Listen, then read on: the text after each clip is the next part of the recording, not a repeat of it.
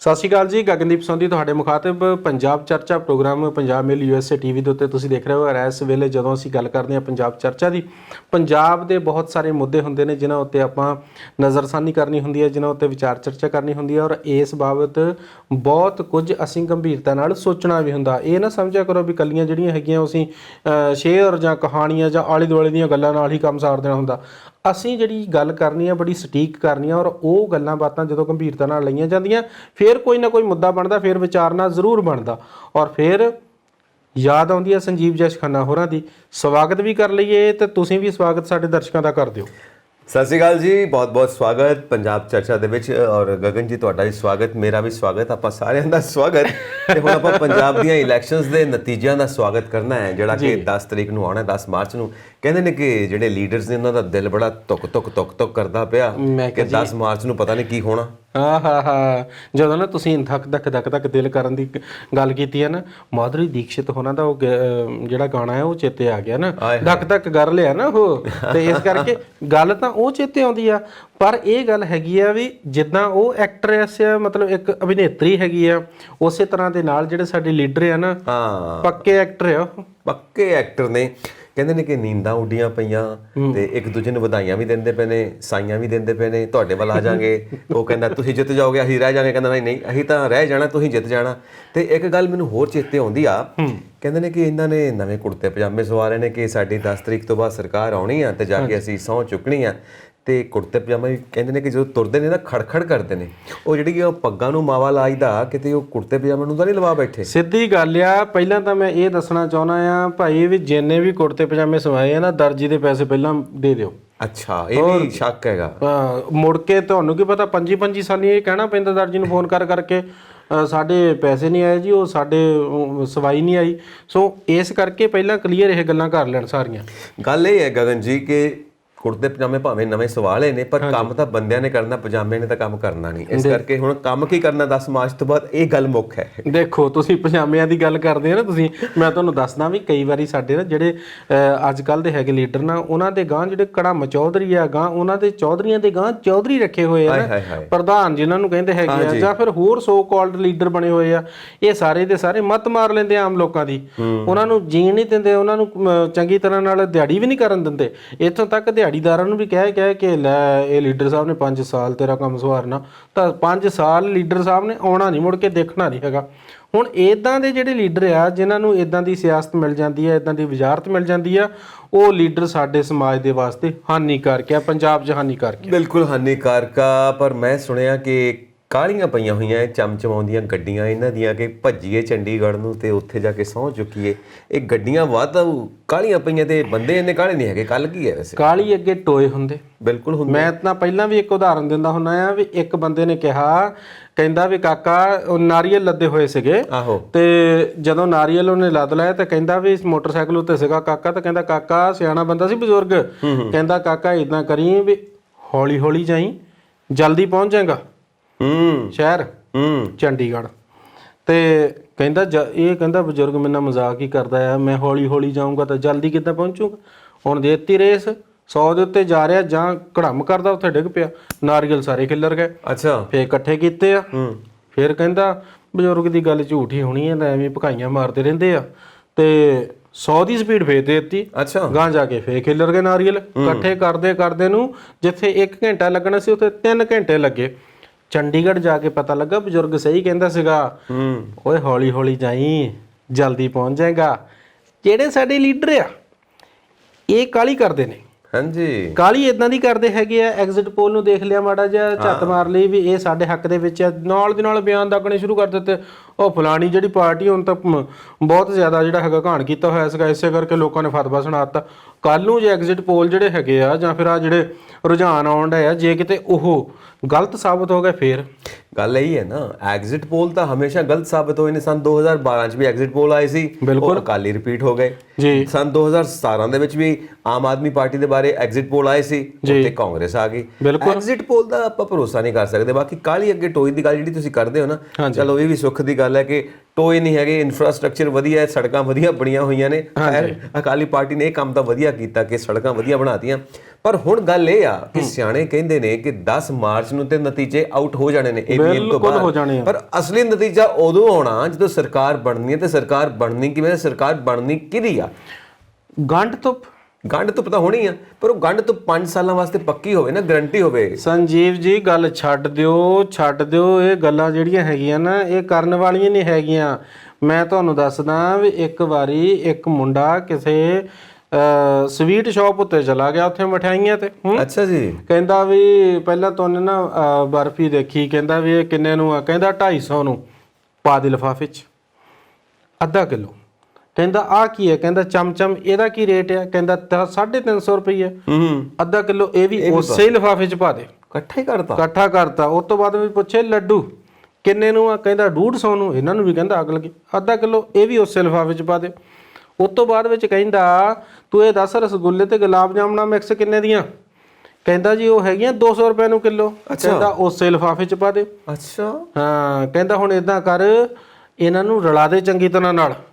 ਅੱਛਾ। ਕਹਿੰਦਾ sweet shop ਵਾਲਾ ਕਹਿੰਦਾ ਉਹ ਤੇਰਾ ਦਿਮਾਗ ਸਹੀ ਹੈ। ਕਹਿੰਦਾ ਰਲਾ ਦੇ, ਮੈਂ ਜੂ ਕਹਿੰਦਾ ਪੈਸੇ ਮੈਂ ਦੇਣੇ ਆ। ਬਿਲਕੁਲ। ਉਹਨੇ ਰਲਾ ਦਿੱਤਾ। ਰਲਾਉਣ ਤੋਂ ਬਾਅਦ ਵਿੱਚ ਕਹਿੰਦਾ ਇਦਾਂ ਕਰੋ ਮਹਾਰਾਜ, ਇਹ ਜਿਹੜਾ ਰਲਾਇਆ ਨਾ ਹੁਣ ਇਹ ਕੀ ਬਣ ਗਿਆ? ਇਹ ਘੋਲ ਮਚੋਲਾ। ਇਹ ਕਹਿੰਦਾ 10 ਰੁਪਈਆਂ ਦਾ ਦੇ ਦਿਓ। ਹਾਏ ਹਾਏ, ਬਹੁਤ ਵੱਡਾ ਗਾਹਕ ਸੀ ਫਿਰ ਹੈ। ਉਹਦਾ ਵੀ ਨੁਕਸਾਨ ਕੀਤਾ, ਆਪਣਾ ਵੀ ਜਿਹੜਾ ਹੈਗਾ ਕੱਖ ਨਹੀਂ ਰਹਿਣ ਦਿੱਤਾ।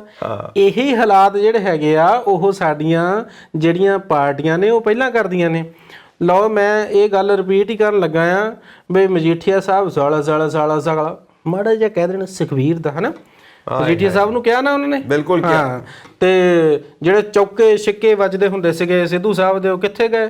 ਫਿਰ ਮਜੀਠੀਆ ਸਾਹਿਬ ਖੁਦ ਕਹਿੰਦੇ ਹੁੰਦੇ ਸੀਗੇ ਜਦੋਂ ਮਜੀਠੀਏ ਦਾ ਛਿੱਤਰ ਵੱਜਿਆ ਨਾ ਫੇਰ ਪਤਾ ਲੱਗਣਾ। ਉਹ ਆ ਕੋਈ ਸੰਸਨਾ ਵਾਲੀ ਕੋਈ ਭਾਸ਼ਾ ਹੈ ਇਹਨਾਂ ਦੀ? ਪਰ ਚੱਲਦੀ ਕਿੱਥੋਂ ਤੱਕ ਆ? ਜਦੋਂ ਤੱਕ ਵੋਟਾਂ ਨੇ। ਉਤੋਂ ਗਾਂ ਜਨਾਬ ਮੈਂ ਕਹਿੰਦਾ ਮੂੰਹ ਸੀਤੇ ਗਏ ਆ ਕਿਸੇ ਮੰਤਰੀ ਦੇ ਮੂੰਹ ਦੇ ਵਿੱਚੋਂ ਕਿਸੇ ਦੇ ਖਿਲਾਫ ਨਾ ਲਫ਼ਜ਼ ਵੀ ਨਿਕਲੇ ਹੋਵੇ। ਇਹਨਾਂ ਦੇ ਧੀਆਂ ਪੁੱਤ ਆਪਸ ਵਿੱਚ ਹੀ ਵਿਆਹ ਹੋਏ ਆ, ਇਹ ਕੁੜਮਾਚਾਰੀ ਦੇ ਵਿੱਚ ਵੀ ਹੈਗੇ ਆ। ਤੇ ਉਸ ਤੋਂ ਬਾਅਦ ਵਿੱਚ ਇਹ ਰਿਸ਼ਤੇਦਾਰੀਆਂ ਨੇ। ਹਾਂ ਬਿਲਕੁਲ ਰਿਸ਼ਤੇਦਾਰੀਆਂ ਨੇ। 1 ਜਾਂ 15 ਦਿਨ ਜਾਂ 1 ਮਹੀਨਾ ਇੱਕ ਦੂਜੇ ਨਾਲ ਉਹ ਜਿਹਨੂੰ ਕਹਿੰਦੇ ਨਾ ਬਾਂਦਰ ਕਿੱਲਾ ਖੇਡ ਕੇ ਇਹਨਾਂ ਨੂੰ ਦਿਖਾਲ ਦੇਣਾ। ਉਸ ਤੋਂ ਬਾਅਦ ਵਿੱਚ 5 ਸਾਲ ਸਾਰਿਆਂ ਨੇ ਇੱਕ ਦੂਜੇ ਦੇ ਭੋਗਾਂ ਤੇ ਵੀ ਜਾਣਾ, ਇੱਕ ਦੂਜੇ ਦੇ ਵਿਆਹਾਂ ਤੇ ਵੀ ਜਾਣਾ। ਆ ਹੁਣ ਜਿਹੜੇ ਗੱਠ ਜੋੜ ਬਣਨੇ ਆ ਨਾ, ਉਹ ਇਹਨਾਂ ਦਾ ਹੀ ਤਾਂ ਸਾਰਾ ਸਰੂਪ ਹੋਣਾ ਆ ਵੀ ਇਹ ਗੱਠ ਜੋੜ ਇਧਰੋਂ ਵੀ ਗੱਠ ਲਿਆ ਤਾਂ ਉਧਰੋਂ ਵੀ ਗੱਠ ਲਿਆ, ਬਾਅਦ ਚ ਜੋੜ ਦਿੱਤਾ। ਗੱਲ ਇਹ ਹੈ ਨਾ, ਹੁਣ ਮੈਨੂੰ ਨਾ ਥੋੜੀ ਗੱਲ ਇਹ ਵੀ ਸੁਣਦੀ ਪਈ ਆ ਕਿ ਜਿਹੜੇ ਡਰੇ ਹੋਏ ਨੇ। ਹਾਂਜੀ। ਕਿਉਂਕਿ ਇੱਕ ਦੂਜੇ ਨੂੰ ਪੁੱਛਦੇ ਵੀ ਨੇ ਘੋਲ ਮਚੋਲੇ ਚੋਂ ਇੱਕ ਦੂਜੇ ਨੂੰ ਨਾ ਘਬਰਾਇਆ ਹੋਇਆ ਦੇਖ ਕੇ ਖੁਸ਼ ਵੀ ਹੁੰਦੇ ਨੇ। ਤੇ ਸੁਣਨ ਨੂੰ ਇਹ ਵੀ ਆਉਂਦਾ, ਕਹਿੰਦਾ ਠੀਕ ਹੈ ਯਾਰ ਜੇ ਜਿੱਤ ਗਏ ਤਾਂ ਜਿੱਤ ਗਏ, ਨਹੀਂ ਤਾਂ ਠੰਡੇ ਪਾਣੀ ਨਾਲ ਨਹਾ ਲਾਂਗੇ। ਚਲੋ ਠੀਕ ਆ, ਕੋਈ ਗੁੱਸਾ ਲਾਉਣ ਵਾਸਤੇ ਠੰਡੇ ਪਾਣੀ ਨਾਲ ਨਹਾਉਣਾ ਜ਼ਰੂਰੀ ਆ। ਪਰ ਹੁਣ ਗੱਲ ਇਹ ਆ ਕਿ ਜਿਹੜਾ ਇਹ ਮੁੱਦਾ ਹੈ, ਬਿਲਕੁਲ ਇਹ ਪੰਜਾਬ ਦੇ ਵਿਕਾਸ ਦਾ, ਪੰਜਾਬ ਨੂੰ ਟਰਾਂਸਫਾਰਮ ਕਰਨ ਦਾ, ਪੰਜਾਬ ਨੂੰ ਨਵਾਂ ਬਣਾਉਣ ਦਾ, ਬਦਲਣ ਦਾ, ਇਹਦੇ ਵਾਸਤੇ ਬਦਲਣ ਵਾਸਤੇ ਨਾ ਸਾਨੂੰ ਜੜਾਂ ਤੋਂ ਜਾਗਰੂਕ ਕਰਨਾ ਪੈਣਾ। ਮੈਨੂੰ ਇੱਕ ਗਾਣੇ ਦੀਆਂ ਲਾਈਨਾਂ ਚੇਤੇ ਹੁੰਦੀਆਂ ਨੇ, ਤੁਹਾਡੀ ਘੋਲ ਮਚੋਲ ਤੋਂ ਮੈਨੂੰ ਯਾਦ ਆ ਗਈਆਂ। ਹਾਂਜੀ। ਕਹਿੰਦਾ ਜਿਨਕੇ ਜ਼ੁਲਮ ਸੇ ਦੁਖੀ ਹੈ ਜਨਤਾ, हर बस्ती हर गांव में दया धर्म की बात करे वो बैठ के भरी सभाओं में। वाह। दान का चर्चा घर घर पहुंचे, लूट की दौलत छुपी रहे, नकली चेहरा सामने आए असली सूरत छुपी रहे।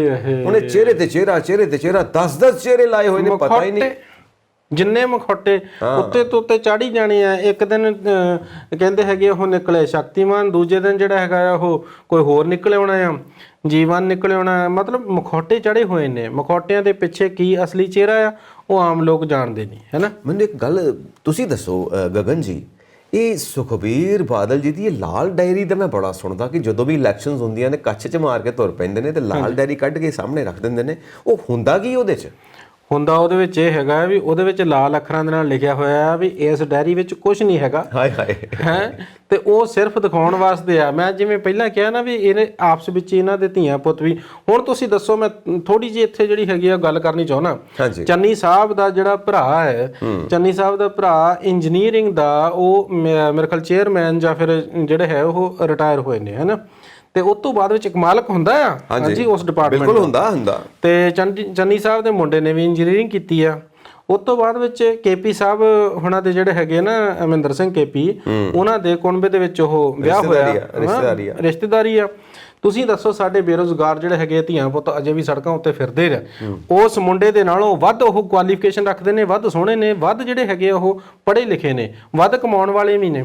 ਸਾਡੇ ਜਿਹੜੇ ਇੰਜੀਨੀਅਰਿੰਗ ਕਰਨ ਵਾਲੇ ਆਮ ਲੋਕ ਨੇ, ਆਮ ਜਿਹੜੇ ਮੁੰਡੇ ਨੇ, ਉਹ ਜਿਹੜੇ ਨੇ ਉਹ 8-8 10-10 ਹਜ਼ਾਰ ਦੇ ਉੱਤੇ ਪ੍ਰਾਈਵੇਟ ਕੰਪਨੀਆਂ ਦੇ ਵਿੱਚੋਂ ਕੰਮ ਕਰ ਰਹੇ ਆ। ਉਹਨੂੰ ਸਿਰਫ ਵੇਟੇਜ ਕਾਹਦੀ ਮਿਲੀ? ਉਹ ਚੰਨੀ ਦਾ ਮੁੰਡਾ, ਮੁੱਖ ਮੰਤਰੀ ਦਾ ਮੁੰਡਾ। ਬਿਲਕੁਲ ਠੀਕ ਹੈ ਜੀ। ਹੁਣ ਤੁਸੀਂ ਦੂਸਰੇ ਪਾਸੇ ਥੋੜੀ ਜਿਹੀ ਆਪਾਂ ਝਾਤ ਮਾਰ ਲੈਨੇ ਹੈਗੇ ਆ, ਇਹ ਮੰਤਰੀਆਂ ਦੇ ਨਿਆਣੇ ਆ, ਮੰਤਰੀਆਂ ਦੇ ਘਰ ਮੰਤਰੀ ਜੰਮਦੇ ਆ ਅਸਲ ਦੇ ਵਿੱਚ, ਕਿਉਂਕਿ ਜਿਹੜਾ ਵੀ ਨਿਆਣਾ ਜੰਮਣਾ ਉਹ ਜਾਂ ਤਾਂ ਚੇਅਰਮੈਨ ਹੋਣਾ ਆ, ਜਾਂ ਫਿਰ ਉਹ ਕਿਸੇ ਨਾ ਕਿਸੇ ਦਾ ਡਾਇਰੈਕਟਰ ਹੋਣਾ ਆ, ਜਾਂ ਕੁਛ ਨਾ ਕੁਛ ਇੱਦਾਂ। ਸੋ ਇਹ ਜਦੋਂ ਇਹ ਪਿਤਾ ਪੁਰਖੀ ਜਿਹੜੇ ਕਿੱਤੇ ਆ ਨਾ, ਇਹ ਸ਼ੁਰੂ ਹੋ ਜਾਂਦੇ ਆ, ਉਸ ਵੇਲੇ ਬੱਚਿਆਂ ਦਾ ਸਿਕਿਉਰ ਹੋਣਾ, ਇਹਨਾਂ ਦੇ ਬੱਚੇ ਸਿਕਿਉਰ ਨੇ, ਬਾਹਰਲੀਆਂ ਯੂਨੀਵਰਸਿਟੀਆਂ ਵਿੱਚ ਪੜ੍ਹਦੇ ਨੇ। ਪਰ ਜਦੋਂ ਕਿਸੇ ਗਰੀਬ ਦਾ ਨਿਆਣਾ ਹੁੰਦਾ ਆ, ਉਹ ਫਿਰ ਦਰ-ਦਰ ਦੇ ਠੋਕਰਾਂ ਖਾਂਦਾ ਆ, ਉਹਨੂੰ ਆਪਣੀ ਨੌਕਰੀ ਵਾਸਤੇ ਪਹਿਲਾਂ ਆਊਟਸੋਰਸ ਲੱਗਣਾ ਪੈਂਦਾ, ਫਿਰ ਇਹਨਾਂ ਦੀ ਮਿਹਰ ਦੇ ਉੱਤੇ ਜਿਹੜਾ ਹੈਗਾ ਉਹ ਡਿਪੈਂਡ ਹੋ ਜਾਂਦਾ।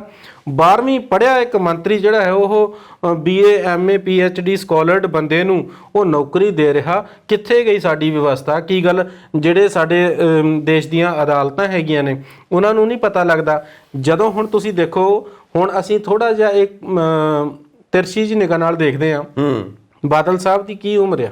ਸੁਖ ਨਾਲ ਸਰਦਾਰ ਹਨਾ, ਸਰਦਾਰ ਪ੍ਰਕਾਸ਼ ਸਿੰਘ ਬਾਦਲ ਸਾਹਿਬ ਹਨਾ, ਰਿਟਾਇਰ ਹੋਏ ਨਹੀਂ ਹੋਏ। ਉਹਦੇ ਪਿੱਛੇ ਕਾਰਨ ਕੀ ਹੈਗਾ? ਕਿਉਂਕਿ ਇਹਨਾਂ ਨੇ ਰਿਟਾਇਰਮੈਂਟ ਦੀ ਉਮਰ ਹੀ ਨਹੀਂ ਹੈਗੀ। ਇਹਨਾਂ ਨੂੰ ਕੁਛ ਨਾ ਕੁਛ ਇਹਦੇ ਉੱਤੇ ਚੈੱਕਸ ਲਾਉਣੇ ਚਾਹੀਦੇ ਨੇ। ਪੋਲੀਟੀਕਲੀ ਜਿਹੜਾ ਹੈ ਇਹਨਾਂ ਦੀ ਕੋਈ ਨਾ ਕੋਈ ਉਮਰ ਨਿਯਤ ਕੀਤੀ ਜਾਣੀ ਚਾਹੀਦੀ ਆ। ਬਿਲਕੁਲ ਸਹੀ ਗੱਲ ਹੈ, ਕਿਸੇ ਪਾਸੇ ਤਰ੍ਹਾਂ ਨਾਲ। ਹੁਣ ਦੇਖੋ ਨਾ, ਹੁਣ ਜਿਹੜਾ ਇਹ ਸਾਰਾ ਸੀਨ ਬਣਿਆ, ਦ੍ਰਿਸ਼ ਬਣਿਆ ਹੋਇਆ, ਇਹ ਦੇਖ ਕੇ ਬੜਾ ਸਵਾਦ ਆਉਂਦਾ ਕਿ ਇਹ ਜਿਹੜੇ ਸਾਰੇ ਨੁਮਾਇੰਦੇ ਨੇ ਨਾ, ਲੀਡਰ ਨੇ ਸਾਡੇ, ਇਹ ਆਪਣੀ ਥਾਂ ਲੱਭਦੇ ਫਿਰਦੇ ਨੇ ਕਿ ਕਿੱਧਰ ਮੈਨੂੰ ਚਾਂਸ ਮਿਲ ਜਾਵੇ ਸਹੀ ਸੱਤਾ ਚਾਉਣ ਦਾ, ਕਿਤੇ ਕੋਈ ਪਾਰਟੀ ਮੈਨੂੰ ਆਪਣੇ ਵੱਲ ਸੱਦ ਲਵੇ। ਤਾਂ ਜਿੱਤਣ ਵਾਲੇ ਨੂੰ ਆਪਣੀ ਜਿੱਤ ਤੇ ਵਿਸ਼ਵਾਸ ਨਹੀਂ, ਹਾਰਨ ਵਾਲੇ ਨੂੰ ਆਪਣੀ ਹਾਰ ਤੇ ਵਿਸ਼ਵਾਸ ਨਹੀਂ। ਉਹ ਸੀਨ ਇਦਾਂ ਦਾ ਬਣਿਆ, ਕਹਿੰਦੇ ਜੋਤਸ਼ੀ ਵੀ ਬਿਠਾਏ ਹੋਣੇ ਘਰਾਂ ਦੇ ਵਿੱਚ, ਮੰਦਿਰ ਗੁਰਦੁਆਰੇ ਜਾ ਕੇ ਮੱਥੇ ਵੀ ਟੇਕਦੇ ਪਏ ਨੇ। ਹੁਣ ਗੱਲ ਇੱਥੇ ਆਉਂਦੀ ਆ ਕਿ ਜਿਹੜਾ ਪੰਜਾਬ ਇਸ ਦਲਦਲ 'ਚ ਫਸਿਆ ਹੋਇਆ ਜੀ, ਇਸ ਦਲਦਲ 'ਚੋਂ ਕੱਢਣਾ ਕਿਵੇਂ ਹੈ, ਉਹ ਬਦਲਾਅ ਕਿਵੇਂ ਦੇਣਾ, ਉਹ ਬਦਲਾਅ ਹੁੰਦਾ ਕੀ ਆ, ਉਹ ਕਿਹੜਾ ਨਕਸ਼ਾ ਹੈ? ਅੱਜ ਤੱਕ ਤਾਂ ਕਿਸੇ ਨੇ ਉਹ ਨਕਸ਼ਾ ਪੇਸ਼ ਨਹੀਂ ਕੀਤਾ। ਗੱਲਾਂ ਹੀ ਹਵਾ 'ਚ ਸੁਣੀ ਜਾਂਦੇ ਆ, ਪੰਜਾਬ ਨੂੰ ਬਦਲ ਦੇਣਾ, ਟਰਾਂਸਫਾਰਮ ਕਰ ਦੇਣਾ, ਨਵਾਂ ਸਿਸਟਮ ਲੈ ਕੇ ਆਣਾ। ਕੋਈ ਆਲਟਰਨੇਟਿਵ ਸਿਸਟਮ ਹੈ ਕਿਤੇ? ਨਵਾਂ ਸਿਸਟਮ ਹੈ ਕਿਹੜਾ? ਇਹ ਤਾਂ ਦੱਸੋ ਪਹਿਲਾਂ। ਆਲਟਰਨੇਟਿਵ ਸਿਸਟਮ ਜਿਹੜਾ ਹੈ ਉਹ ਇਹੀ ਹੈ ਕਿ ਇਹਨਾਂ ਦੇ ਬੱਚੇ ਜਿਹੜੇ ਹੈਗੇ ਉਹ ਬਾਹਰਲੀ ਯੂਨੀਵਰਸਿਟੀ ਵਿੱਚ ਸੈੱਟ ਨੇ। ਇਹ ਆਲਟਰਨੇਟਿਵ ਹੋ ਗਿਆ, ਇਹ ਆਲਟਰਨੇਟਿਵ ਹੋ ਗਿਆ। ਹੁਣ ਆਮ ਜਿਹੜੇ ਹੈਗੇ ਆ ਗਰੀਬ ਘਰਾਂ ਦੇ ਜਿਹੜੇ ਆ ਧੀਆਂ ਪੁੱਤ, ਉਹਨਾਂ ਨੂੰ ਲੜਾਉਣਾ, ਤੁਸੀਂ ਸੱਚ ਜਾਣਿਓ ਸ਼ਰਮ ਆਉਂਦੀ ਆ ਉਸ ਸਰਕਾਰ ਦੇ ਉੱਤੇ। ਪਹਿਲਾਂ ਬਾਦਲ ਸਾਹਿਬ ਹੁਣਾਂ ਦੀ ਜਿਹੜੀ ਸਰਕਾਰ ਸੀਗੀ ਉਹਦੇ ਉੱਤੇ ਸ਼ਰਮ ਆਉਂਦੀ ਸੀਗੀ, ਔਰ ਐਡੀ ਵੱਡੀ ਨਲਾਇਕੀ ਉਹਨਾਂ ਦੀ, ਐਡੀ ਵੱਡੀ ਜਿਹੜੀ ਹੈਗੀ ਆ ਉਹ, ਇੱਕ ਕਹਿ ਲਓ ਕਿ ਉਹਨਾਂ ਨੇ ਜ਼ੁਲਮ ਕੀਤਾ ਗਰੀਬਾਂ ਦੀਆਂ ਧੀਆਂ ਦੇ ਉੱਤੇ। ਉਸ ਤੋਂ ਬਾਅਦ ਵਿੱਚ ਕਾਂਗਰਸ ਦੀ ਸਰਕਾਰ ਆਈ ਆ, ਕੈਪਟਨ ਸਾਹਿਬ ਨੇ ਆਪਣੇ ਸਿਸਮਾ ਫਾਰਮ ਦੇ ਵਿੱਚ ਬੈਠ ਕੇ ਤੇ ਟਿਕਟੌਕ ਵਾਲਿਆਂ ਨੂੰ ਨੌਕਰੀਆਂ ਦਿੱਤੀਆਂ। ਜਦੋਂ ਉਸ ਵੇਲੇ ਵੀ ਬੜੀ ਸ਼ਰਮ ਆਈ ਵੀ ਇਹ ਬੰਦੇ ਨੇ ਕੀਤਾ ਕੀ ਹੈ ਤੇ ਕਿਸ ਤਰੀਕੇ ਨਾਲ ਕੀਤਾ। ਆਪਣੇ ਮਹਿਲਾਂ ਦੇ ਵਿੱਚ ਬੈਠ ਕੇ ਤੁਸੀਂ ਰਾਜਿਆਂ ਨੂੰ, ਆਮ ਲੋਕਾਂ ਨੂੰ ਡੀਲ ਕਰਦੇ ਆ। ਉਸ ਤੋਂ ਬਾਅਦ ਵਿੱਚ ਵੱਡੀਆਂ ਵੱਡੀਆਂ ਪੱਗਾਂ ਵਾਲੇ, ਵੱਡੇ ਵੱਡੇ ਸੋਹਣੇ ਸੋਹਣੇ ਕੱਪੜੇ ਪਾ ਕੇ, ਵੱਡੀਆਂ ਗੱਡੀਆਂ ਰੋਕ ਰੋਕ ਕੇ ਤੁਸੀਂ ਗਰੀਬਾਂ ਦੇ ਪੈਰੀਂ ਪੈਣ ਕੀ ਕਰਨ ਆਉਂਦੇ ਆ? ਫਿਰ ਤੁਸੀਂ ਦੇਖੋ 11 ਸਾਲ ਤੋਂ ਬੱਚੇ ਜਿਹੜੇ ਨੇ ਉਹ ਸੜਕਾਂ ਉੱਤੇ ਬੈਠੇ ਨੇ। ਰਿਜ਼ਲਟ ਨਿਕਲੇ 2011 ਦੇ ਵਿੱਚ। 2011 ਦੇ ਵਿੱਚ ਜਦੋਂ ਰਿਜ਼ਲਟ ਨਿਕਲਦਾ, ਉਹਦੇ ਵਿੱਚ ਅੱਧਾ ਰਿਜ਼ਲਟ ਕੱਢ ਦਿੱਤਾ ਜਾਂਦਾ, ਅੱਧਾ ਰਿਜ਼ਲਟ ਜਿਹੜਾ ਹੈ ਉਹ 4-4 ਨੰਬਰ ਦੇ ਕੇ ਤੇ 2017 ਚ ਕੱਢ ਦਿੱਤਾ ਜਾਂਦਾ। ਸਰਕਾਰ ਦੀ ਕਿੱਡੀ ਵੱਡੀ ਨਲਾਇਕੀ ਹੈਗੀ ਆ ਕਿ ਸਰਕਾਰ ਨੂੰ ਇਹ ਪਤਾ ਹੀ ਨਹੀਂ ਲੱਗਾ ਵੀ ਵਿਦਿਨ ਟਾਈਮ ਜਿਹੜਾ ਹੈ ਉਹ ਰਿਜ਼ਲਟ ਕੱਢਿਆ ਜਾਂਦਾ। ਹੁਣ ਜਿਨ੍ਹਾਂ ਧੀਆਂ ਦਾ ਉਹ ਰਿਜ਼ਲਟ ਨਿਕਲਿਆ, ਮੈਂ 2011 PSTT ਜਿਹੜੇ ਬੇਰੁਜ਼ਗਾਰ ਹੈਗੇ ਉਹਨਾਂ ਦੀ ਗੱਲ ਕਰ ਰਿਹਾ। ਛੋਟੀ ਜਿਹੀ ਮੈਂ ਉਦਾਹਰਨ ਇੱਥੇ ਪੇਸ਼ ਕਰਨੀ ਚਾਹੁੰਦਾ ਵੀ ਤੁਸੀਂ ਦੇਖੋ, ਉਹ ਧੀਆਂ ਜਿਹੜੀਆਂ ਨੇ, ਉਹਨਾਂ ਨੇ ਪ੍ਰਗਟ ਸਿੰਘ ਜਿਹੜੇ ਆਪਣੇ ਆਪ ਨੂੰ ਬਹੁਤ ਧੀਆਂ ਦੇ ਜਿਹੜੇ ਹੈਗੇ ਉਹ ਰਹਿਨੁਮਾ ਸਮਝਦੇ ਨੇ। ਮੈਂ ਕਿਹਾ ਜੀ ਪੁੱਛੋ ਨਾ ਤੁਸੀਂ, ਉਹ ਤਾਂ ਸਿਰ ਦੇ ਉੱਤੇ ਹੱਥ ਰੱਖ ਕੇ ਪਲੋਸਦੇ ਵੀ ਇਸ ਹਿਸਾਬ ਨਾਲ ਆਪਣੀ ਧੀ ਹੈਗੀ ਆ, ਪਰ ਉਹ ਗਰੀਬਾਂ ਦੀਆਂ ਧੀਆਂ ਉਹਨਾਂ ਦੀ ਕੋਠੀ ਦੇ ਮੋਹਰੇ ਆ ਕੇ ਬਹਿ ਗਈਆਂ ਤੇ ਉਹਨਾਂ ਨੂੰ ਉੱਥੋਂ ਡੰਡੇ ਮਾਰ ਮਾਰ ਕੇ ਉੱਥੋਂ ਭਜਾ ਦਿੱਤਾ ਵੀ ਮੇਰੀ ਮਾਂ ਅੰਦਰ ਬਿਮਾਰ ਬੈਠੀ ਆ। ਆਪਣੀ ਮਾਂ ਦਾ ਫਿਕਰ ਆ, ਲੋਕਾਂ ਦੀਆਂ ਜਵਾਨ ਧੀਆਂ ਦਾ ਫਿਕਰ ਨਹੀਂ। ਅੱਧੀ ਰਾਤ ਨੂੰ ਸਾਡੇ ਦਰਾਂ ਦੇ ਮੂਹਰੇ ਬੈਠੀਆਂ। ਹੁਣ ਤੁਸੀਂ ਇੱਕ ਵਾਰੀ ਜ਼ਿਕਰ ਕਰਦੇ ਸੀ ਨਾ ਵੀ ਚੰਨੀ ਸਾਹਿਬ ਹੁਣ ਕਦੀ ਨਿਕਲੇ ਨਹੀਂ ਅੱਧੀ ਰਾਤ ਨੂੰ ਲੋਕਾਂ ਦੇ ਘਰਾਂ ਦੇ ਵਿੱਚ। ਪਹਿਲਾਂ ਤਾਂ ਜਾ ਕੇ ਸਾਗ ਵੀ ਖਾਂਦੇ, ਮੱਕੀ ਦੀ ਰੋਟੀ ਵੀ ਖਾਂਦੇ ਆ। ਪਤਾ ਨਹੀਂ ਉਹ ਮੇਰਾ ਖਿਆਲ ਚੇਤਾ ਭੁੱਲ ਗਿਆ ਉਹਨਾਂ ਨੂੰ ਵੀ ਮੈਂ ਮੁੱਖ ਮੰਤਰੀ ਵੀ ਸੀਗਾ, ਮੈਨੂੰ ਕਿੱਦਾਂ ਹੈ ਨਾ। ਆਪਣੇ ਘਰ ਦੇ ਬਾਹਰ ਵੀ ਅੱਧੀ ਰਾਤ ਨੂੰ ਲੰਗਰ ਲਾ ਕੇ ਰੱਖਦੇ ਸੀ, ਪਤਾ ਨਹੀਂ ਉਹ ਕਿੱਥੇ ਗਿਆ। ਸਾਰੇ ਤੰਬੂ ਖਾੜ ਕੇ ਰੱਖ ਦਿੱਤੇ ਨੇ। ਪਰ ਹੁਣ ਸਿੱਧੀ ਸਾਦੀ ਆਪਾਂ ਗੱਲ ਇਹ ਕਰੀਏ ਕਿ ਇਸ ਵਕਤ ਮੁੱਦਾ ਕੀ ਆ? ਪਹਿਲਾ ਮੁੱਦਾ, ਪੰਜਾਬ ਦਾ ਕੀ ਬਣੂ? ਦੂਜਾ ਮੁੱਦਾ, ਪੰਜਾਬ ਦੀ ਜਿਹੜੀ ਯੂਥ ਹੈ, ਪੰਜਾਬ ਦੀ ਜਿਹੜੀ ਨੌਜਵਾਨ ਪੀੜ੍ਹੀ ਆ, ਜੀ, ਉਹਨਾਂ ਦਾ ਕੀ ਬਣੂ? ਪੰਜਾਬ ਦਾ ਜਿਹੜਾ ਕਿਸਾਨ ਹੈ, ਹਾਂਜੀ, ਉਹਦਾ ਕੀ ਬਣੂ? ਇਹ ਸਾਰੇ ਮੁੱਦੇ ਤੇ ਜਿਹੜਾ ਇੰਟੈਲੀਜੈਂਸੀਆ ਹੈ ਉਹ ਵੱਡੀਆਂ ਵੱਡੀਆਂ ਗੱਲਾਂ ਤਾਂ ਕਰੀ ਜਾਂਦਾ, ਅਖਬਾਰਾਂ 'ਚ ਲੇਖ ਲਿਖਦਾ ਹੈ, ਕਿਤਾਬਾਂ ਲਿਖਦਾ ਹੈ, ਉਹਨਾਂ ਦੀ ਕੋਈ ਸੁਣਦਾ ਹੀ ਨਹੀਂ। ਔਰ ਸੁਣਨ ਵਾਲੇ ਜਿਹੜੇ ਨੇ ਉਹ ਇਹਨਾਂ ਦੀ ਸੁਣਦੇ ਨੇ, ਜਿਹੜੇ ਮਤਲਬ ਕੰਪਰੋਮਾਈਜ਼ ਕਰਦੇ ਨੇ ਨਾ ਹਰ ਥਾਂ ਦੇ ਉੱਤੇ ਆ ਕੇ, ਸਿਆਸਤ ਦੇ ਵਿੱਚ ਕੰਪਰੋਮਾਈਜ਼ ਕਰਕੇ ਅੱਗੇ ਵਧੇ ਨੇ। ਇਹ ਕੰਪਰੋਮਾਈਜ਼ ਕਰਨ ਵਾਲੇ ਸਾਡੇ ਨਾਲ ਖੜਦੇ ਨੇ ਤੇ ਸਾਡੇ ਉੱਤੇ ਰੂਲ ਕਰਦੇ ਨੇ, ਤੇ ਜਿਹੜੇ ਪੰਜਾਬ ਦੀ ਅਣਖ ਨੂੰ ਲੈ ਕੇ ਚੱਲਣ ਵਾਲੇ ਨੇ ਜੀ, ਉਹਨਾਂ ਨੂੰ ਕੋਈ ਪੁੱਛਦਾ ਨਹੀਂ, ਉਹਨਾਂ ਦੀ ਕੋਈ ਕੀਮਤ ਨਹੀਂ। ਔਰ ਸਾਡੀ ਗੱਲ ਦੇਖ ਲਓ ਵੀ ਘਾਈਆਂ ਨੇ ਤਾਂ ਘਾਹ ਹੀ ਖੋਦਣਾ, ਇੱਥੇ ਸਾਨੂੰ ਰੱਖਿਆ ਜਾਂਦਾ, ਵੀ ਸਾਨੂੰ ਕੋਈ ਚਾਂਸ ਹੀ ਨਹੀਂ ਅੱਗੇ ਵਧਣ ਦਾ। ਕੁਛ ਇਹਦੇ ਵਿੱਚ ਪੰਜਾਬ ਦਾ ਦੇਖੋ, ਅਸੀਂ ਜਦੋਂ ਵਿਚਾਰਾਂ ਦੀ ਗੱਲ ਕਰਦੇ ਹਾਂ ਨਾ, ਕੁਛ ਇੱਕ ਜਿਹੜਾ ਹੈਗਾ ਨਾ ਸਾਡੇ ਆਮ ਲੋਕਾਂ ਦੀਆਂ ਵੀ ਗਲਤੀਆਂ, ਬਿਲਕੁਲ ਗਲਤੀਆਂ। ਮੈਂ ਸਾਰੀ ਦੀ ਸਾਰੀ ਗਲਤੀ, ਸਿਆਸਤਦਾਨ ਹੁੰਦੇ ਆ ਚਲਾਕ, ਬਿਲਕੁਲ ਹੁੰਦੇ, ਜਿੰਨੇ ਲੀਡਰ ਹੈਗੇ ਆ ਉਹ ਲੋੜੋਂ ਵੱਧ ਚਲਾਕ ਨੇ। ਹਾਂ, ਉਹਨਾਂ ਨੇ ਤੁਹਾਡੇ ਉਦੋਂ ਬਣਨਾ ਆ ਜਿਸ ਵੇਲੇ ਫਿਰ ਉਹਨਾਂ ਨੇ ਦੱਸੀ ਵੀ ਜਾਣਾ ਆ, ਮੈਨੂੰ ਸਰਕਾਰ ਨੇ ਦਿੱਤਾ 25 ਲੱਖ ਸੀਗਾ, ਮੈਂ 61 ਲੱਖ ਖਰਚ ਦਿੱਤਾ, ਮੈਂ ਤਾਂ 6 ਕਰੋੜ ਖਰਚ ਦਿੱਤਾ। ਉਹ ਬਥੇਰਾ ਕੁਝ ਕਰਦੇ ਹੁੰਦੇ ਆ। ਇੱਕ ਵੀ ਲਾਈ ਹੈਗੀ ਆ ਤਾਂ ਉਹਦੇ ਉੱਤੇ ਆਪਣਾ ਨਾਂ ਲਿਖ ਦੇਣਾ, ਇਹ ਤਾਂ ਮੈਂ ਲਾਈ ਆ। ਉਹ ਤੁਸੀਂ ਦੱਸੋ, ਇੱਕ ਐਮਐਲਏ ਦਾਨ ਕਰ ਰਿਹਾ, ਉਹ ਬਿਲਕੁਲ ਐਮਐਲਏ ਨੂੰ ਚੁਣਿਆ ਆ, ਐਮਐਲਏ ਪਬਲਿਕ ਸਰਵੈਂਟ ਹੈ, ਔਰ ਜਿਹੜਾ ਪਬਲਿਕ ਸਰਵੈਂਟ ਬਣ ਕੇ ਵੀ ਆਪਣੇ ਆਪ ਨੂੰ ਇਸ ਤਰੀਕੇ ਨਾਲ ਧਾਉਣ ਦੇ ਵਿੱਚੋਂ ਸਰੀਆ ਨਹੀਂ ਕੱਢ ਰਿਹਾ, ਉਹਨੂੰ ਤੁਸੀਂ ਦੁਬਾਰਾ ਵੋਟ ਕਿਉਂ ਪਾਉਂਦੇ ਆ? ਦੂਜੀ ਗੱਲ ਸੰਜੀਵ ਜੀ, ਸਿੱਧੀ ਗੱਲ ਆ ਵੀ ਜਿਸ ਵੇਲੇ ਅਸੀਂ ਕਿਸੇ ਅਮੀਰ ਦੇ ਘਰ ਜਾਈਦਾ, ਮੈਂ ਹੁਣ ਇੱਥੇ ਵਖਰੇਵਾਂ ਨਹੀਂ ਕਰਦਾ, ਪਰ ਫਿਰ ਵੀ ਸਮਝਾਉਣ ਦੀ ਖਾਤਰ ਮੈਂ ਥੋੜਾ ਜਿਹਾ ਕਰ ਲੈਣਾ। ਜਿਸ ਵੇਲੇ ਕਿਸੇ ਮਿਡਲ ਕਲਾਸ ਸ਼ਹਿਰੀ ਦੇ ਘਰ ਦੇ ਵਿੱਚ ਜਾਈਦਾ, ਉਹਨੂੰ ਪੁੱਛੀਦਾ ਵੀ ਤੂੰ ਕੀ ਕਰਦਾ, ਤੇਰੇ ਬੱਚੇ ਕੀ ਕਰਦੇ ਆ? ਕਹਿੰਦੇ ਜੀ ਬੱਚੇ ਜਿਹੜੇ ਹੈਗੇ ਆ, ਉਹ ਕੁੜੀ ਪੀਸੀਐਸ ਦੀ ਤਿਆਰੀ ਕਰਦੀ ਆ, ਮੁੰਡਾ ਆਈਐਸ ਦੀ ਤਿਆਰੀ ਕਰਦਾ। ਅੱਛਾ, ਬਿਲਕੁਲ ਜੀ। ਉਸ ਤੋਂ ਬਾਅਦ ਵਿੱਚ ਜਦੋਂ ਕਿਸੇ ਗਰੀਬ ਘਰ ਦੇ ਵਿੱਚ ਜਾਈਦਾ ਤੇ ਮੁੰਡਾ ਤਾਂ ਫਿਰ ਉਹ ਬਾਬਿਆਂ ਦੇ ਗਿਆ ਹੈਗਾ ਆ, ਕੁੜੀ ਜਿਹੜੀ ਹੈਗੀ ਉਹ ਵਰਤ ਰੱਖ ਕੇ ਬੈਠੀ ਆ। ਉਹ ਤੁਸੀਂ ਦੱਸੋ, ਇੱਥੇ ਜਦੋਂ ਇਹੋ ਜਿਹਾ ਪਾੜਾ ਪੈ ਜਾਣਾ ਆਪਣੇ ਆਪ ਦੇ ਵਿੱਚ, ਉਸ ਵੇਲੇ ਤੁਸੀਂ ਦੱਸੋ ਕਿਹੜੇ ਭਵਿੱਖ ਦੀ ਆਸ ਕਰੀ ਜਾਂਦੇ? ਅਸੀਂ ਘਾਈਆਂ ਦੇ ਪੁੱਤਾਂ ਨੇ ਘਾਹ ਤਾਂ ਆਪੇ ਹੀ ਖੋਤਣਾ। ਬਿਲਕੁਲ ਸਹੀ। ਤੁਸੀਂ 50,000 ਦਾ ਮੋਟਰਸਾਈਕਲ ਥੱਲੇ ਲੈ ਕੇ ਤੇ 20,000 ਦਾ ਹੱਥ ਵਿੱਚ ਮੋਬਾਈਲ ਫੜ ਕੇ 4,000 ਦੀ ਤੁਸੀਂ ਨੌਕਰੀ ਕਰਦੇ ਆ, ਤੁਹਾਨੂੰ ਕਿਹੜਾ ਅਕਲਮੰਦ ਕਹਿ ਜੂ? ਤੁਸੀਂ ਘੱਟ ਤੋਂ ਘੱਟ ਇੰਨੇ ਕੁ ਆਪਣੇ ਆਪ ਦੇ ਵਿੱਚ ਅਕਲ ਰੱਖੋ ਬਈ ਤੁਸੀਂ ਉਹ ਜਿਹੜਾ 20,000 ਦਾ ਫੋਨ ਜਾਂ 10,000 ਦਾ ਫੜਿਆ ਹੋਇਆ ਉਹਦਾ ਕੋਈ ਬਿਜ਼ਨਸ ਸਟਾਰਟ ਕਰ ਲਓ। ਆ ਥੱਲੇ 50,000 ਦਾ ਕਿਸ਼ਤਾਂ ਉੱਤੇ ਮੋਟਰਸਾਈਕਲ ਲੈ ਕੇ ਤੁਸੀਂ ਤਾਂ ਟੌਰ ਫੋਕੀ ਬਣਾਈ ਜਾਂਦੇ ਆ। ਆਹੀ ਤਾਂ ਗੱਲ ਹੈ। ਇਹ ਜਿਹੜੀਆਂ ਚੀਜ਼ਾਂ ਨੇ ਇਹ ਸਾਡੇ ਜਿਹੜੇ ਆਮ ਲੋਕ ਨੇ, ਸਾਡੇ ਵਰਗੇ, ਉਹਨਾਂ ਨੂੰ ਮਾਰਦੀਆਂ ਨੇ, ਤੇ ਲੀਡਰ ਜਿਹੜਾ ਇਹਨਾਂ ਦਾ ਨਜਾਇਜ਼ ਫਾਇਦਾ ਚੱਕਦੇ। ਫਿਰ ਆਹੀ ਤਾਂ ਗੱਲ ਹੈ ਨਾ, ਇਹ ਮੀਡੀਆ ਦਾ ਅਸਰ ਹੈ। ਆ ਜਿਹੜਾ ਵੱਡਾ ਵੱਡਾ ਦੇਖਦੇ ਨੇ ਨਾ ਟੈਲੀਵਿਜ਼ਨ ਸੀਰੀਅਲ ਦੇ ਵਿੱਚ 35,000 ਕਰੋੜ, ਮੈਨੂੰ ਤਾਂ ਇੰਨਾ ਵੀ ਨਹੀਂ ਪਤਾ ਉਹ ਕਿੰਨੀਆਂ ਜ਼ੀਰੋਆਂ ਲੱਗਦੀਆਂ ਨੇ ਉਹਦੇ ਪਿੱਛੇ, ਪਰ 35,000 ਕਰੋੜ ਦੀ ਕੰਪਨੀ ਖੜੀ ਕੀਤੀ ਹੋਈ ਹੈ, 100,000 ਕਰੋੜ ਦੀ ਪਤਾ ਨਹੀਂ ਕੀ ਕੁਝ। ਆਹ ਦੇਖ ਕੇ ਦਿਮਾਗ ਖਰਾਬ ਹੋਏ ਹੋਏ ਨੇ। ਹੁਣ ਆਪਾਂ ਗੱਲ ਕਰਦੇ ਹਾਂ ਕਿ ਜਿਹੜੀ ਇਹ ਇਲੈਕਸ਼ਨਸ ਦੇ ਬਾਅਦ ਰਿਜ਼ਲਟ ਆਉਣੇ ਨੇ, ਹਾਂਜੀ, ਇਹ ਕਹਿੰਦੇ ਨੇ ਕਿ ਮਿਲ ਜੁਲ ਕੇ ਗੰਢ ਧੋਪਾ ਲਾ ਕੇ, ਤੁਸੀਂ ਆਪੇ ਦੱਸਿਆ ਮੈਨੂੰ, ਮਲਗੋਬਾ ਤੇ ਘੋਲ ਮਚੋਲਾ ਇਹ ਵੀ ਬਣ ਗਿਆ। ਚਲੋ ਜੀ, ਸਰਕਾਰ ਬਣ ਗਈ। ਹਾਂਜੀ, ਜੇ 5 ਸਾਲ ਨਾ ਕੱਢੀ, ਹਾਂਜੀ, ਦੁਬਾਰਾ ਫਿਰ ਇਲੈਕਸ਼ਨਸ ਹੋ ਗਈਆਂ, ਹਾਂਜੀ, ਹੁਣ ਪੰਜਾਬ ਉੱਤੇ ਤਾਂ ਬੋਝ ਪੈਣਾ ਹੀ ਪੈਣਾ। ਬਿਲਕੁਲ ਪੈਣਾ। ਜਿਹੜੇ ਲੀਡਰ ਨੇ ਜਿਨ੍ਹਾਂ ਨੇ ਪਤਾ ਨਹੀਂ ਕਿੰਨੇ ਕੁ ਪੈਸੇ ਅੰਦਰ ਖਾਤੇ ਖਰਚੇ ਹੋਏ ਨੇ, ਵਿਚਾਰਿਆਂ ਨੂੰ ਫਿਰ ਖਰਚਣੇ ਪੈਣਗੇ। ਬੰਦਾ ਇਹਨਾਂ ਤੇ ਤਰਸਾਂ ਡਿਆ ਕਿ ਵਿਚਾਰੇ ਇੰਨਾ ਇੰਤਜ਼ਾਮ ਫਿਰ ਕਿੱਥੋਂ ਕਰਨਗੇ? ਆ ਜਿਹੜਾ ਕਾਲਾ ਧਨ ਹੈ, ਇਹ ਹੋਰ ਕਿੰਨਾ ਕੁ ਐਡਜਸਟ ਕਰ ਲੈਣਗੇ ਵਿਚਾਰੇ? ਦੇਖੋ ਜੀ, ਕਾਲੇ ਧਨ ਦੀ ਕੋਈ ਗੱਲ ਨਹੀਂ ਹੈਗੀ। ਇਹਨਾਂ ਨੇ ਖਰਚਾ ਜਿਹੜਾ ਹੈਗਾ ਆ ਉਹ ਜਿੰਨਾ ਪਹਿਲਾਂ ਕਮਾਇਆ ਆ ਉਹਦੇ ਵਿੱਚੋਂ 50% ਹੀ ਕੀਤਾ ਹੈ ਜਾਂ 20% ਹੀ ਕੀਤਾ ਹਜੇ ਹੈਗਾ? ਮਤਲਬ ਹੈਗਾ ਮਹਾਰਾਜ। ਤੁਸੀਂ ਦੱਸੋ, ਹੁਣ ਮੈਂ ਹੋਰ ਨਹੀਂ ਤਾਂ ਨੈਸ਼ਨਲ ਲੀਡਰ ਮੋਦੀ ਸਾਹਿਬ ਦੀ ਗੱਲ ਕਰ ਲੈਨੇ ਆਪਾਂ। ਹਾਂਜੀ, ਹੈ ਨਾ ਜੀ। ਉਹਨਾਂ ਨੇ 3,000 ਕਰੋੜ ਰੁਪਏ ਦੀ ਮੂਰਤੀ ਸਥਾਪਿਤ ਕਰ ਦਿੱਤੀ। ਉਹ ਕੀਤੀ ਕਿੱਥੋਂ ਆ ਜੀ? ਉਹਨਾਂ ਨੇ ਕਿਤੇ ਚਾਹ ਵੇਚ ਕੇ ਥੋੜੀ ਉਹ ਪੈਸੇ ਕਮਾਏ ਸੀਗੇ। ਉਹ ਤਾਂ ਪੈਸੇ ਜਿਹੜੇ ਹੈਗੇ ਉਹ ਆਮ ਪਬਲਿਕ ਦੇ ਆ, ਉਹ ਇਕੱਠੇ ਕੀਤੇ ਆ, ਟੈਕਸ ਪੇਅਰ ਦੇ ਨੇ। ਉਹਨਾਂ ਨੂੰ ਇਹ ਜਿਹੜੇ ਸਰਵੈਂਟਸ ਨੇ ਨਾ, ਅਸਲ ਦੇ ਵਿੱਚ ਜਿਹੜੇ ਸੇਵਕ ਨੇ, ਅਸਲ ਦੇ ਵਿੱਚ ਜਿਹੜੇ ਕਹਿੰਦੇ ਹੁੰਦੇ ਆ ਵੀ ਜੇ ਕਿਸੇ ਚੀਜ਼ ਨੂੰ ਲੁੱਟਣਾ ਹੋਵੇ, ਕਿਸੇ ਘਰ ਨੂੰ ਲੁੱਟਣਾ ਹੋਵੇ, ਤਾਂ ਉਹ ਲੁੱਟਣ ਦਾ ਤਰੀਕਾ ਕੀ ਆ? ਕਹਿੰਦਾ ਉਸ ਘਰ ਦਾ ਚੌਕੀਦਾਰ ਬਣ ਜਾਓ। ਬਿਲਕੁਲ ਸਹੀ ਗੱਲ ਹੈ, ਸਿੱਧੀ ਗੱਲ ਹੈ। ਇਸੇ ਤਰ੍ਹਾਂ ਦੇ ਨਾਲ ਸਾਡੇ ਪੰਜਾਬ ਦੇ ਲੀਡਰ ਕਰਦੇ ਹੈਗੇ ਆ। ਉਹ ਕੀ ਕਰਦੇ ਨੇ, ਸਾਡੇ ਹੀ ਪੈਸੇ ਆ, ਸਾਡਾ ਹੀ ਸਿਰ ਤੇ ਸਾਡੀਆਂ ਹੀ ਗਾਂ। ਹੁਣ ਮੈਂ ਨਹੀਂ ਕਹਿਣਾ ਚਾਹੁੰਦਾ, ਪਰ ਫਿਲ ਇਨ ਦਾ ਬਲੈਂਕ ਕਰ ਦਿੰਦੇ ਆ। ਤੇ ਉਹ ਜਿਹੜੇ ਸਾਡਾ ਹੀ ਪੈਸਾ ਹੈਗਾ ਆ, ਉਹ ਮੁੜ ਕੇ ਸਾਡੇ ਉੱਤੇ ਹੀ ਵਰਤਣਾ, ਡਬਲ ਹੋ ਕੇ ਫਿਰ ਉਹਨਾਂ ਨੂੰ ਚਲੇ ਜਾਣਾ ਆ। ਕੋਈ ਨਾ ਕੋਈ ਟੈਕਸ ਲੱਗ ਕੇ ਫਿਰ ਸਾਡੇ ਉੱਤੇ ਆ ਜਾਣਾ। ਤੇਲ ਦੀਆਂ ਕੀਮਤਾਂ ਵੱਧ ਗਈਆਂ, 200-250 ਰੁਪਏ ਨੂੰ ਜਿਹੜਾ ਹੈਗਾ ਆ ਉਹ ਸਰੋਂ ਦਾ ਤੇਲ ਹੋ ਗਿਆ। ਪੈਟਰੋਲ ਜਿਹੜਾ ਹੈਗਾ ਉਹ 10-15 ਰੁਪਏ ਹੋਰ ਵੱਧ ਜਾਣਾ ਆ।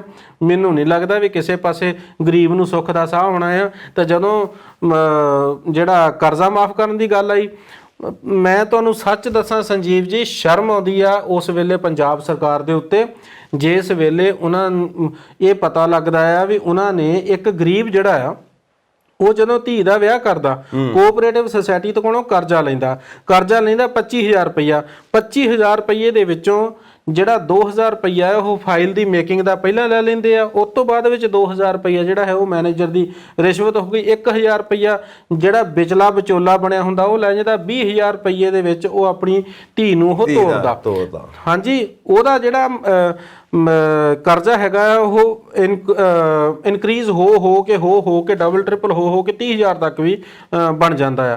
ਹੁਣ ਜਦੋਂ ਅਸੀਂ ਕਰਦੇ ਹਾਂ ਧਨਾਡਾਂ ਦੀ ਗੱਲ, ਵੱਡਿਆਂ ਦੀ ਗੱਲ, ਉਸ ਵੇਲੇ ਸਾਨੂੰ ਇਹ ਫੇਰ ਇੱਕ ਵਾਰੀ ਸ਼ਰਮ ਆਉਂਦੀ ਹੈ ਜਦੋਂ ਕਰਜ਼ਾ ਮਾਫ ਕਰਨਾ। ਲਓ ਜੀ, ਜਿਨ੍ਹਾਂ ਦੇ 10-10 ਖੇਤ ਹੈ ਉਹਨਾਂ ਦਾ ਕਰਜ਼ਾ ਸਾਰਾ ਮਾਫ ਕਰ ਦਿੱਤਾ। ਹਾਂਜੀ, ਉਹ ਰੱਜਿਆਂ ਨੂੰ ਕਿਉਂ ਰਜਾਉਂਦੇ ਆ ਤੁਸੀਂ? ਕਦੀ ਤੁਸੀਂ ਭੁੱਖਿਆਂ ਵਾਲਾ ਦੇਖਿਆ ਵੀ ਭੁੱਖੇ ਅਸਲ ਦੇ ਵਿੱਚ ਹੈ ਕਿੱਥੇ? ਇੱਕ ਬੰਦਾ 4000 ਦੇ ਨਾਲ ਜਿਹੜੀ ਹੈ ਉਹ 4000 ਰੁਪਈਆ ਮਹੀਨਾ ਕਮਾ ਰਿਹਾ, ਉਹ ਆਪਣੇ 6 ਜਣਿਆਂ ਦੇ ਟੱਬਰ ਨੂੰ ਪਾਲ ਰਿਹਾ। ਉਹ ਕਿੱਦਾਂ ਪਾਲ ਰਿਹਾ ਉਹ ਨਹੀਂ ਦਿਸਦਾ।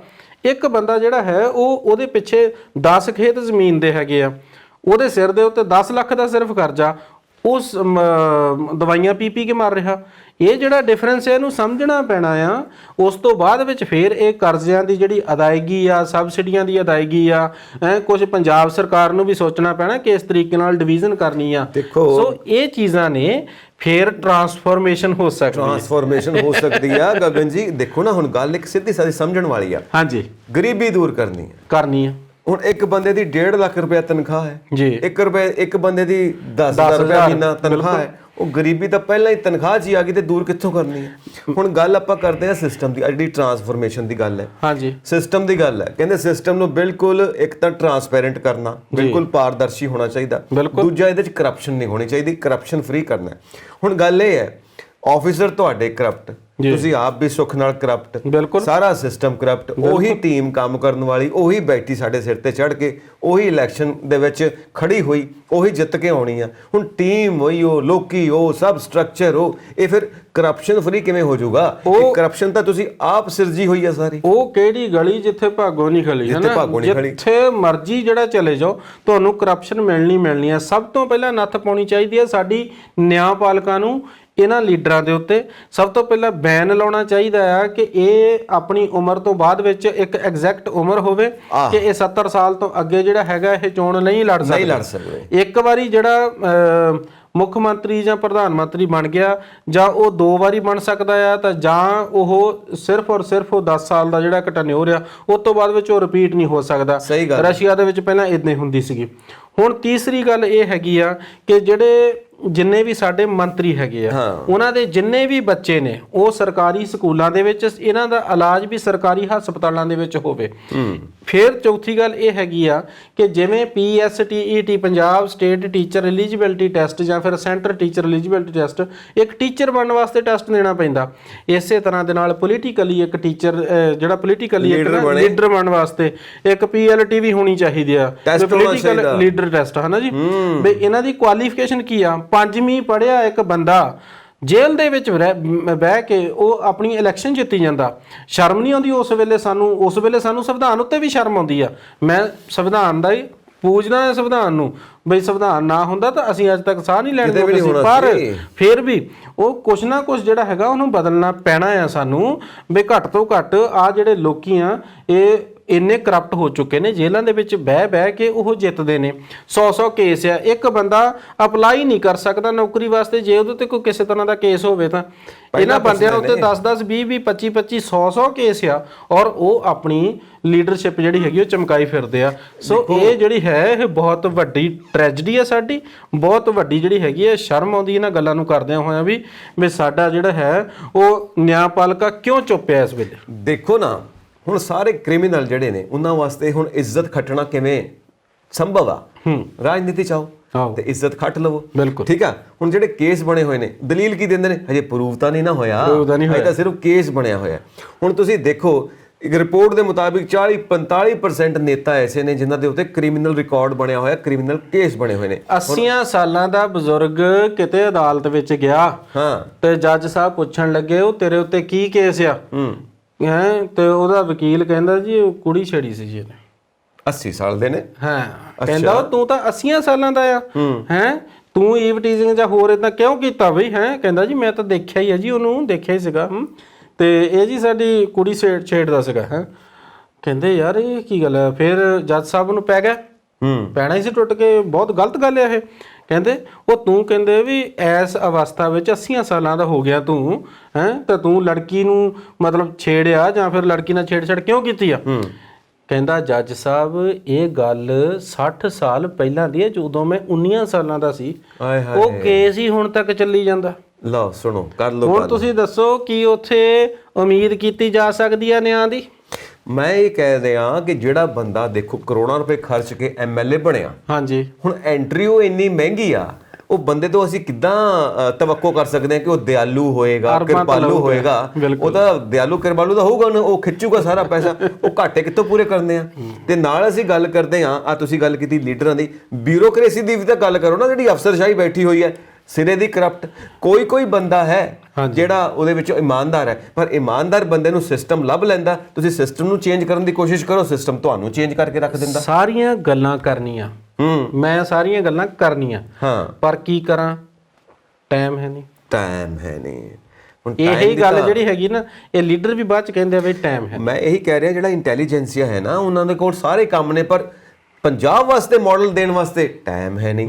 ਹੁਣ ਇਹ ਲੇਖ ਲਿਖਣ ਵਾਸਤੇ ਟਾਈਮ ਹੈਗਾ, ਕਿਤਾਬਾਂ ਲਿਖਣ ਵਾਸਤੇ ਟਾਈਮ ਹੈਗਾ, ਲੈਕਚਰ ਦੇਣ ਵਾਸਤੇ ਟਾਈਮ ਹੈਗਾ, ਪੰਜਾਬ ਵਾਸਤੇ ਆਲਟਰਨੇਟਿਵ ਮਾਡਲ ਦਿਓ, ਪੰਜਾਬ ਨੂੰ ਕਿਵੇਂ ਵਿਕਾਸ ਦਈਏ, ਟਾਈਮ ਹੈ ਨਹੀਂ। ਇਹ ਟਾਈਮ ਕਿੱਥੋਂ ਲੈ ਕੇ ਆਣਾ?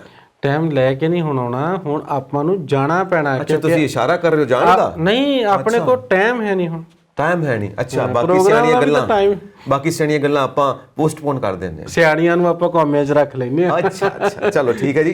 ਕੌਮਿਆਂ ਦੀ ਆਪਣੀ ਇੰਪੋਰਟੈਂਸ ਹੈ ਤੇ ਫਿਲ ਇਨ ਬਲੈਂਕਸ ਦੀ ਆਪਣੀ ਇੰਪੋਰਟੈਂਸ ਹੁੰਦੀ ਆ, ਉਹ ਅਗਲੀ ਵਾਰ ਭਰਾਂਗੇ। ਫਿਲਹਾਲ ਫਿਰ ਚੱਲੀਏ ਜੀ। ਬਿਲਕੁਲ ਜੀ, ਜਾਣਾ ਚਾਹੀਦਾ। ਲਓ ਜੀ, ਸਤਿ ਸ੍ਰੀ ਅਕਾਲ ਜੀ। ਤੁਸੀਂ ਆਪਣੇ ਬਣਦੇ ਵਿਚਾਰ ਨਾ ਸਾਡੇ ਇਨਬਾਕਸ 'ਚ ਜ਼ਰੂਰ ਪਾ ਦਿਓ ਤੇ ਸਾਨੂੰ ਦਿਓ ਇਜਾਜ਼ਤ। ਸਤਿ ਸ੍ਰੀ ਅਕਾਲ। ਸਤਿ ਸ੍ਰੀ ਅਕਾਲ।